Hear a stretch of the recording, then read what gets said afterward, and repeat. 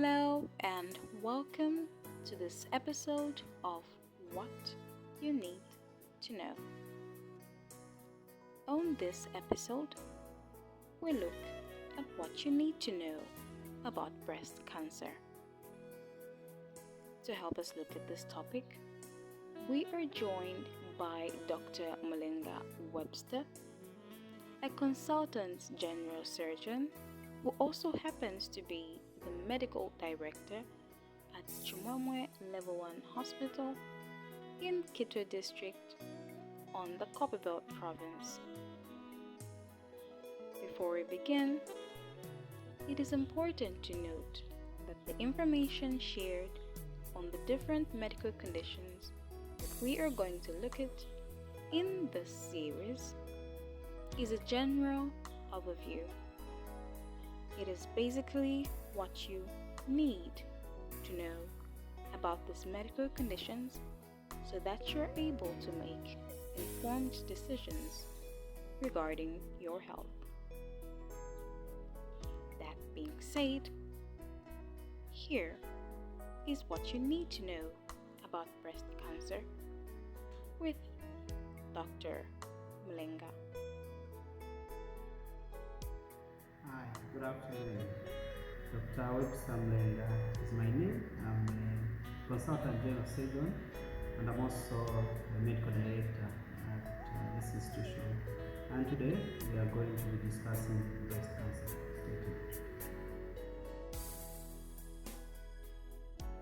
Breast cancer is currently the most common type of cancer worldwide that tends to get most women. So this particular cancer, as the word itself, affects the breast. It can affect both male as well as females. But majority, more than 95, actually about 98% of the breast cancer that we see tends to affect males.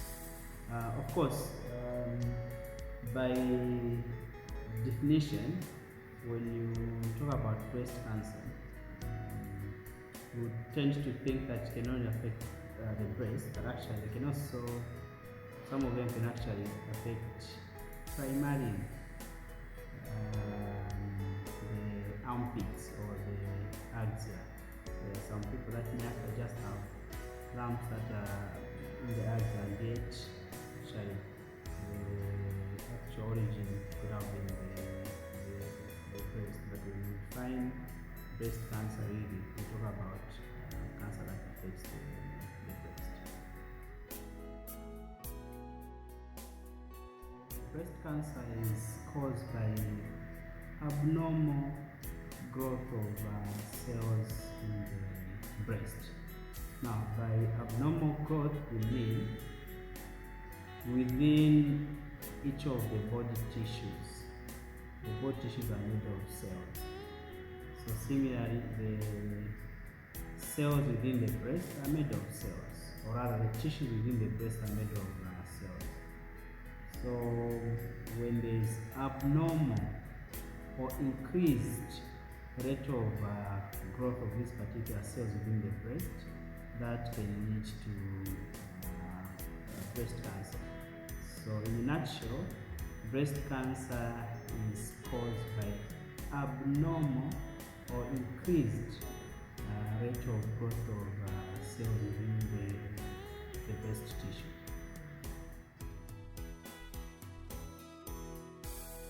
Okay, so when we talk about the risks of breast cancer, I prefer dividing them and classifying them in two different categories. So I'd love to talk about personal risks, then family risks, then we're talking about genetics, talking about the environment, and also certain hormones. So now, when we talk about personal risks, what are some of these particular personal risks? So number one, someone who is obese or someone who is very fat. Because we know that when someone is very fat, the increased risk of producing some certain bad hormones, among them estrogen, that could be associated with increased risk of breast cancer. The other is delayed first childbirth. So usually we talk about cutoff point usually around 30 years of age. So beyond 30 years of age for a lady, the increased risk if someone hasn't conceived before. And then also fewer children. So if someone has had fewer children, also that becomes a risk, because we know when someone is pregnant, whenever they are pregnant, that is a protective mechanism. Okay, science has proven that there is reduced risk of getting breast cancer or having breast cancer when someone has had more children. That does not necessarily mean that when someone has fewer children then they can't have breast cancer. Then the other personal risk, alcohol consumption, and then also smoking and lack of exercise. Then the other also important thing that we need to know is when someone has a child, there is a protective mechanism when that particular child is fully breastfed. So it's advisable that even when someone has a child, they adequately breastfeed the child, minimum of up to 2 years. That also confers protective mechanism. Some people have asked before, can this also be related to an adult sucking a woman's breast? Can this also offer protection? Well, there is no really science that has proved that, but then the argument is, if there is a protection when the child has, why not the adult doing so? Probably yes, probably no. Okay. The other personal risk is so someone that has bigger breasts compared to someone who's got smaller breasts. So the bigger the breast tissue, the higher the risk of breast cancer. Then other risks, personal risks could be things like previous lumps. If someone has had lumps before in the breast, they could also be associated with increased risk. The other important personal risk is age. So older women more than 50 years of age are at increased risk of breast cancer than younger ones. Okay, but again, that does not mean someone who is younger may not have breast cancer. Definitely, very possible. We've seen young girls as young as 20 years actually presenting with breast cancer, and those ones tend to usually have a more aggressive form of breast cancer. If we talk about family risk, one of the most identified risks is first degree relative. So if someone has a mother, someone has a sister, someone has anyone within their first degree family tree, they are at increased risk of breast cancer. That is one of the highest high risk really that is out there, and the risk is even increased if that particular first degree relative was diagnosed at a younger age. And in the instance of breast cancer, when you talk about young age, anything below 50 years of age is young age in terms of breast cancer. So someone who's at the first degree relative diagnosed at below 50 years of age, that is increased risk. Of course, even now when you start going to your second degree, third degree, you talk about your cousins, you talk about aunties, all those also becomes a risk. And then other family history of breast cancers, other cancers. There are those cancers that may have things related to breast cancer, like ovarian cancer, endometrial cancer, okay, even colon cancer. If there's a family member who has that kind of cancer, they could actually dispose themselves and even another person to actually developing breast cancer. And then other risks, we talk about hormonal. So usually this is to do with use of combined oral contraceptives. Usually we talk about chronic use, not just any use, but then if someone has used them for a long time, we talk about probably 7 years and above, then someone will get risk of developing breast cancer. The other thing is what we call hormonal replacement therapies. So there are certain ladies or women, when they reach menopause, to avoid the complications of menopause, so they would rather start on hormone replacement therapies. So that could also confer a risk. Then the other one's risk is genetics. So really genetics, there are certain genes that are seen to be associated more with breast cancer. Currently in our setup, we rarely screen for those particular genes.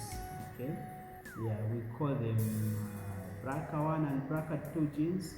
Yeah, so if someone has those particular genes, when they are defective, then someone is likely to be at increased for developing breast cancer.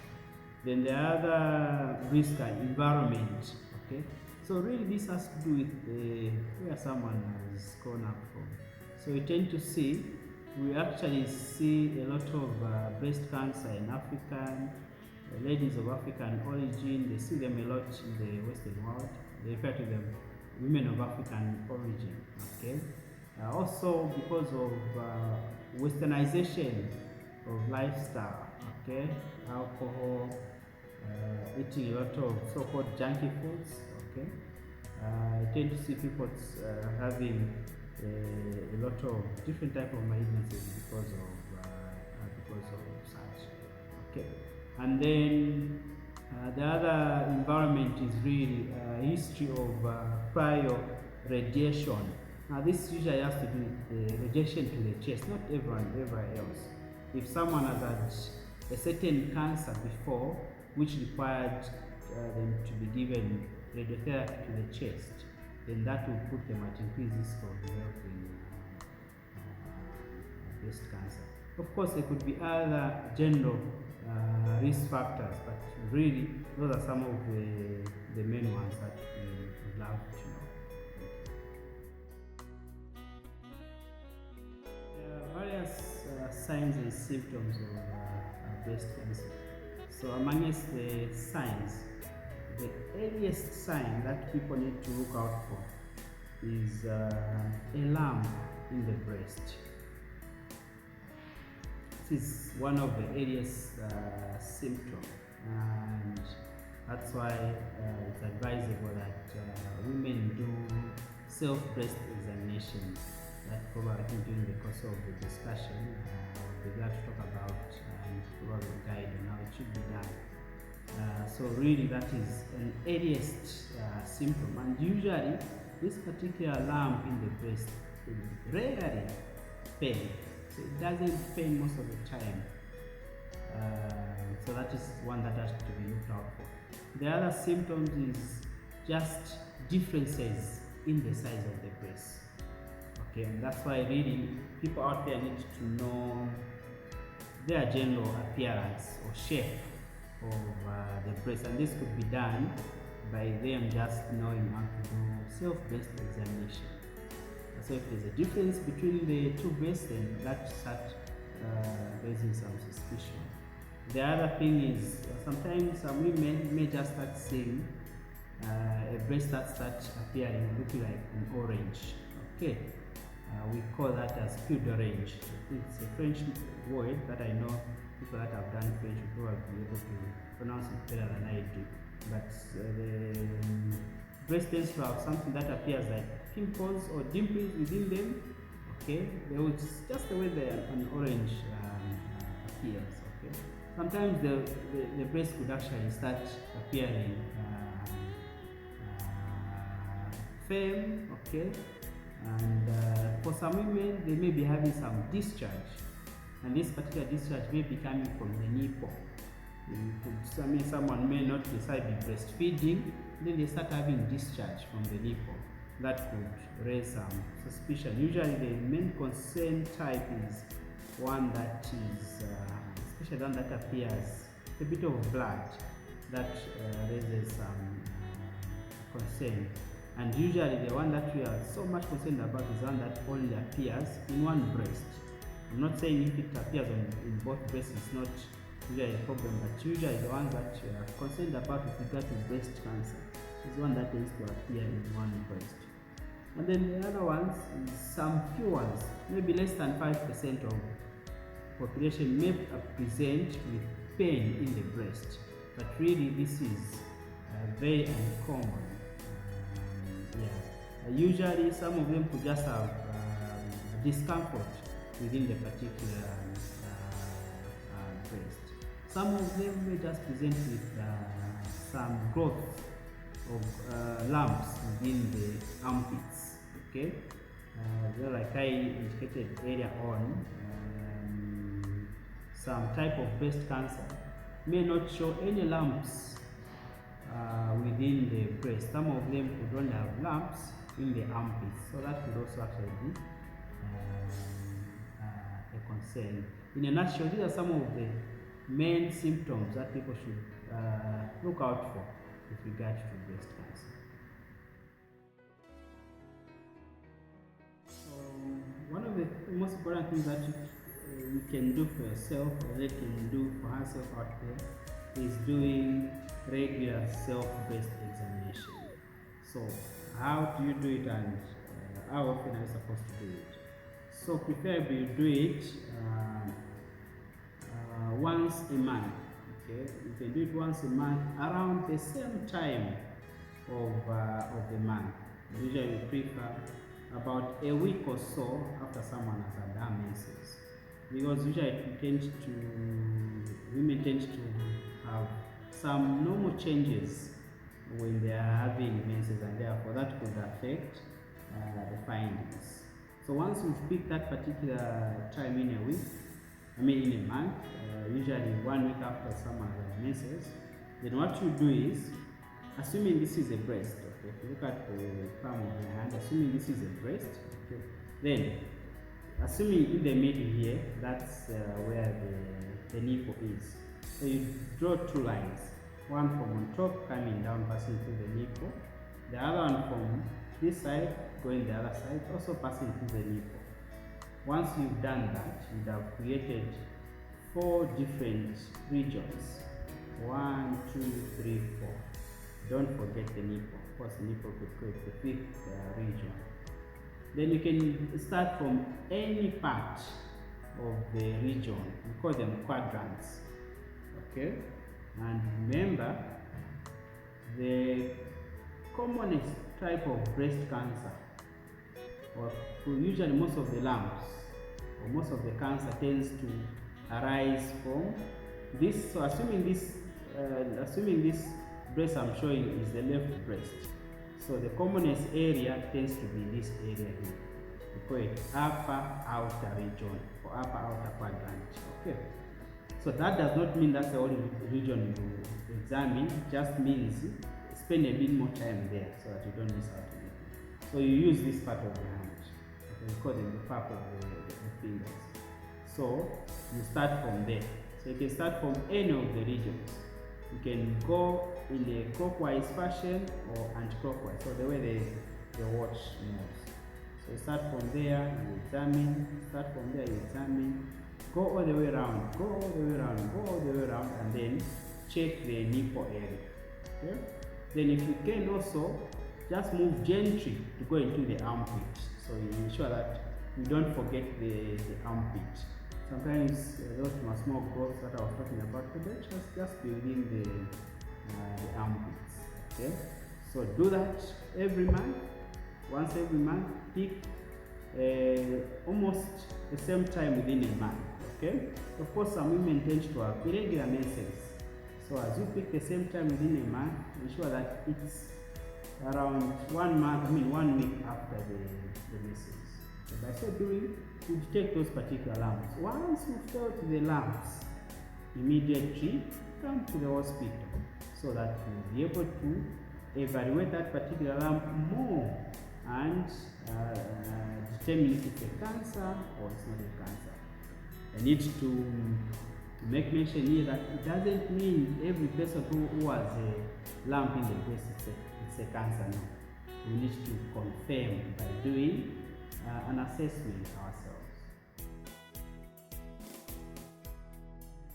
Once someone notices any of the symptoms that we've talked about, whether breast lump, a change in size, a bit of pain, or any discharge, immediately they notice that, they need to come to the hospital immediately. And what is the rationale for that is, generally what brings to the patients, generally if someone is coming to the hospital is because they are in pain. Now, as Aya highlighted, breast cancer rarely pays. So if people have to wait until they are in pain to come to the hospital, that may be a bit too late. The reason this is encouraged is when breast cancer is diagnosed early, you can cure it. I'll tell you, women that we operated more than 8-9 years ago, and up to now, absolutely no symptoms. For some of them, most of them could have presented early, and therefore early presentation to the hospital is very cardinal, very, very cardinal. And what we've deliberately done at our hospital is breast cancer, or rather breast screening, someone comes with breast lumps, we give them priority. We don't ask them to wait or give them a long date to wait to see me. It's almost immediate, so that we expedite the process of making a diagnosis. So someone should seek medical attention immediately they see the symptoms. Okay, so there are various ways in which we can actually treat breast cancer. So we can use surgery, we can use chemotherapy, we can also use radiotherapy. Sometimes we manage to combine all of these treatment options in one particular patient, and this has a correlation with the stage at which the patient has presented. Some of them present in stage 1, others present in stage 2, others present in stage 3 or stage 4. And the ones that are better treated are those that present usually in stage 1 and stage 2. When you start going high up there, the treatment gets a bit more complicated. So in terms of surgery, we just remove the breast. We also go into the armpits, remove some of those, we call them lymph nodes, that may also be involved. And then currently, chemotherapy, patients send them to Cancer Disease Hospital for that chemotherapy, and thereafter some of them may need radiotherapy. And then the duration of treatment, of course, varies. Some of them, once we do surgery, we give them chemotherapy. Some of them, we may still need to give them some other long-term treatment. Some of them could be on some long-term tablets, we call it tamoxifen, for some good duration. Okay, not all of them are on tamoxifen. Others are given some other chemotherapy drugs. Okay, but of course, some patients have benefited just by surgery. But those are the fewer ones, because you'd be interested to know the majority of those that we tend to see are usually beyond stage 1. So most of them face the need beyond just the surgery.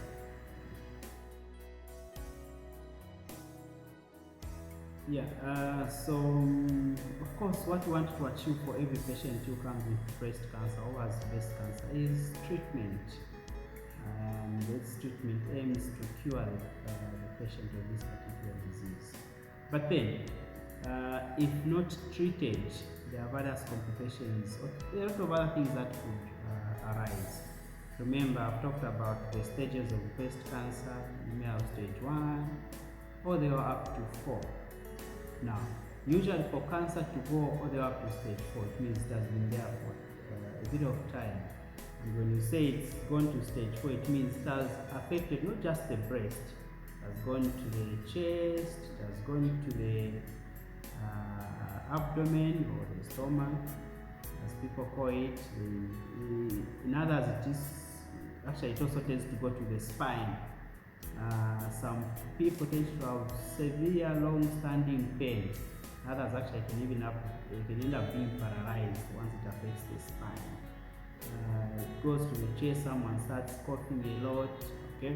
And usually when it's in that particular stage, the treatment usually is not aimed to cure the patient. It's just to make life a bit more comfortable, okay? So there are times, when someone comes with a breast cancer and you've assessed that at this time that they've come, the cancer has already spread. Usually in those particular times, you can't do much. All you just do is reassure them, give them painkillers, just give them the support treatment that they could need. Usually when it's in stage 4, all you are waiting for most of the time, is the ultimate complication is mortality or death.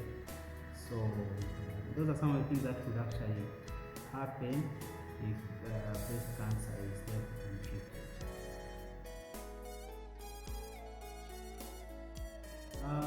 Breast cancer could be prevented. There are certain things that you could do within your powers or your means to prevent, but certain things are beyond us. So sometimes when we talk about this prevention of breast cancer, you go back to talking about the risk factors. There are things that can be modified, other things that can not be modified. So by that I mean things that can be changed, other things cannot be changed. Let's say, for example, it is within our power, every lady's power, to ensure that they regularly do self-breast examination. Of course, this is not to prevent, but to detect it early. The other thing is, a lady can choose when to have her first child, right? They say, no, I don't want to wait up until 30 or 35 years of age. That could also help me prevent breast cancer. Someone can say, okay, I'm going to have 4 children because this, to some extent, will help me reduce risk of breast cancer. Someone could say, I'm going to ensure that all my children are fully breastfed when the child. Of course, sometimes profession, someone is a career person, they need to work. So some of those things may not be feasible. Other things are avoiding sedentary lifestyle, exercise, okay, eat health. By eating health, we mean greens, vegetables, okay, avoiding too much of the fat foods, too much of the junk food, okay, that could also actually help prevent breast cancer, okay. There are other options of options of contraceptive. Someone can do maybe Jandel. The other ones, of course, I haven't said combined oral contraceptive necessarily will reach to breast cancer. I think I should not be misquoted on that particular one. Yeah. So doing all those particular measures, okay. Some of them have gone to the extent of removing their breast, okay. I'm sure most people know some famous actors. So there are some famous actors actually that have their breast removed as a way of preventing breast cancer. I think those are some of the ways to prevent breast cancer. So there are some few myths that surround breast cancer. Amongst them, I think one of them I briefly talked about it during the discussion. So one of them is it true that men sucking women's breast help prevent breast cancer? Yeah, so, well, there is no literature supporting that. However, there is literature supporting that children or adequate breastfeeding for a particular child is a protective mechanism against breast cancer. So my hypothesis, I was trying to also suggest or link that to also men are doing the same. But then what would be important to notice is men could help massage women's breast so that they'll be also able to actually help detect breast lumps. Okay. The other myth is, can a man have breast cancer? Or others have heard say no, only women do have breast cancer. Actually, it's not true. Actually, even men can actually have breast cancer. Actually, as a matter of fact, when a man has breast cancer, it usually tends to be very aggressive because there isn't, men don't have enough breast tissue within the small breast that they do have. Okay, and most of the time it's very aggressive and it's usually diagnosed very late. But we've been interested to know that less than 5% of the breast cancers that we see tend to affect males. I think those are some of the few myths that people would have to know about.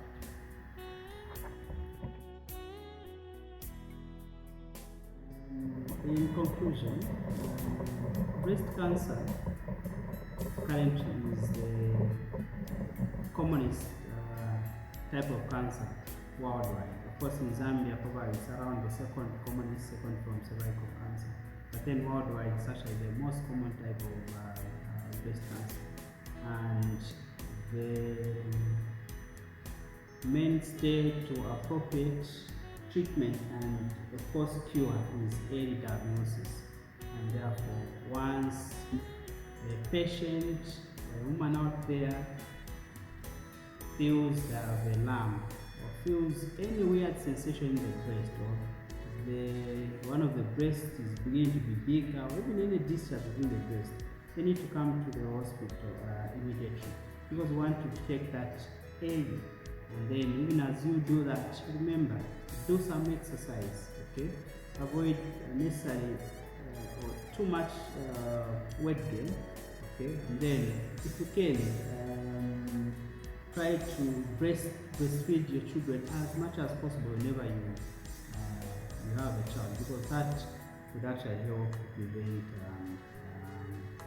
breast cancer. Remember, breast cancer is curable. We detect it early, we are going to treat it and we are going to cure. And there are a lot of women out there that are currently living breast cancer free after a treatment. We should not wait up until it has grown big, it has formed a wound, and that's when we start coming to the hospital. No, let's come early and prevent those complications that could arise. Thank you for having joined us on this episode of What You Need to Know, on which we were looking at what you need to know about breast cancer. If you have any questions, be sure to leave them in the comments or send us an email to the address on your screen. Until next time, take care of yourselves and take care of each other, because we do care about you. Goodbye.